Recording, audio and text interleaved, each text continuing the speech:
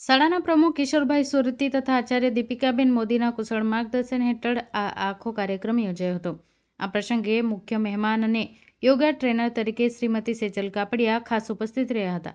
કાર્યક્રમની શરૂઆતમાં પ્રમુખ શ્રી કિશોરભાઈ સુરતી તથા મંત્રી શ્રી કિરણભાઈ મોદીએ પ્રાસંગિક શુભેચ્છા પાઠવી સૌને સ્વસ્થ, સકારાત્મક અને સુખમય જીવન જીવવાનો સંદેશ આપ્યો હતો.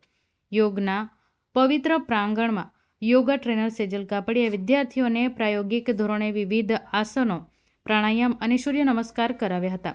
તેમણે રોજિંદા જીવનમાં યોગનું મહત્વ સમજાવતા જણાવ્યું હતું કે જો તન અને મનને સ્વસ્થ રાખવું હોય તો જંક ફૂડથી દૂર રહેવું અનિવાર્ય છે.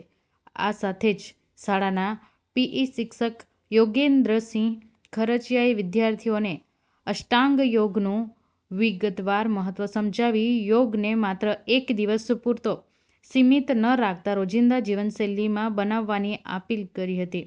સમગ્ર કાર્યક્રમ સહકાર, સંવાદિતા અને સર્જનાત્મકતાનું જીવન ઉદાહરણ બન્યો હતો.